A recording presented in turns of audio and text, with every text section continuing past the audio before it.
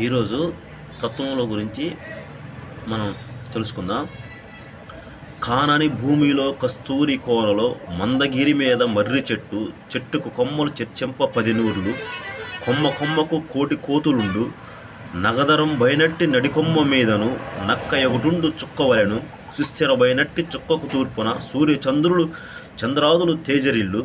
దీనికర్దంబు చెప్పు దేశికునకు నెలలు 12 గడువిత్తు నేర్పుతోడ, చెప్పగలిగినేని నేనిత్తు నిన్ను చూడ, చెప్పగలిగినేని నేనిత్తు చిన్న మాడ, చెప్పలేకుంటే నేనగుదు చిన్న నగువు.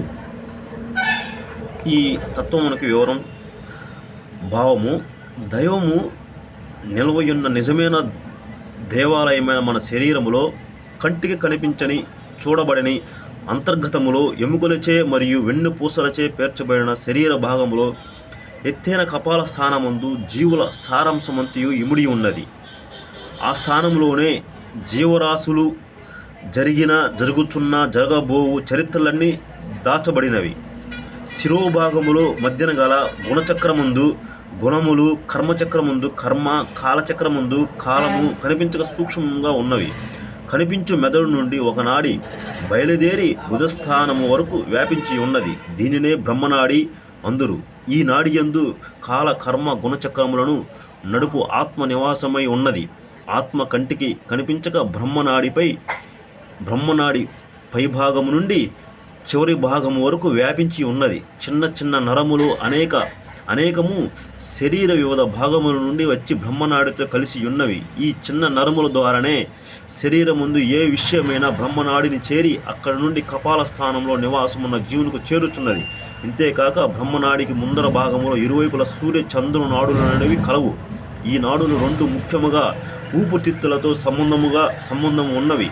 మన ముక్కు రంధ్రముల ద్వారా ఆడు శ్వాస సూర్య చంద్ర నాడుల ద్వారానే కదిలింపబడుచున్నది. పై విధముగా శరీర అంతర్భాగం ఉన్నది. ఈ విషయమును యోగులైన వారు పద్య రూపంలో చెప్పారు. లోపలి భాగము కనిపించనిది కావున కానని భూమిలో నన్నారు. శరీరము ఆత్మ నిలయమైన పవిత్ర స్థానము కావున పరిమళము గల కస్తూరి కోన అన్నారు.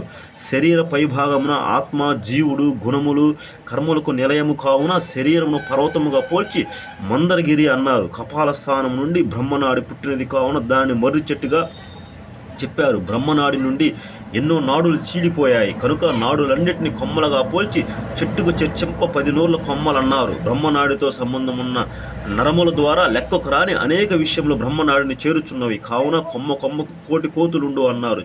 చిన్న నరములన్నిటికీ బ్రహ్మనాడియే ఆధారము. బ్రహ్మనాడి నుండి ఏ శక్తి అన్ని నరములకు ప్రవహించుచున్నది.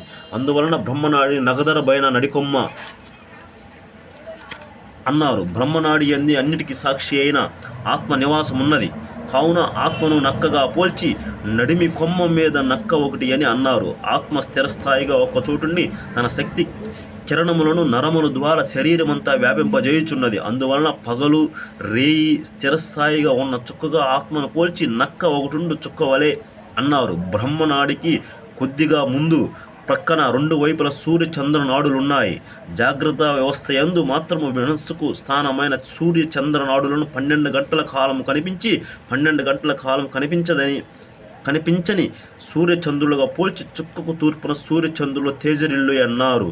ఇది నిగూఢ భావం గల పద్యము. శరీర అంతర్గత జ్ఞానము పూర్తిగా తెలిసిన వారికి ఈ పద్యం అర్థమవును. శరీర అంతర్గత జ్ఞానము చాలామందికి లేని దాని వలన దీని అర్థము చెప్పుకు చాలా కాలం పట్టునన్న ఉద్దేశంతో నెలలో 12 గడువిత్తునని చెప్పారు.